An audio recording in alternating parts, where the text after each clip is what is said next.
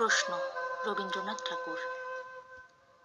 মাগো, আমায় ছুটি দিতে বল, সকাল থেকে পড়েছি যে মেলা।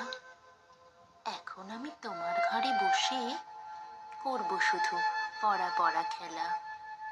তুমি বলছো দুপুর এখন সবে, না হয় যেন সত্যি হলো তাই। একদিনও কি দুপুর বেলা হলে বিকেল হলো মনে করতে নাই? আমি তো বেশ ভাবতে পারি মনে, সূর্যি ডুবে গেছে মাঠের শেষে। বাগদি বুড়ি চুবড়ি ভরে নিয়ে শাক তুলেছি পুকুর ধারে এসে। আধার হলো মাদার গাছের তলা, কালি হয়ে এলো দিঘির জল।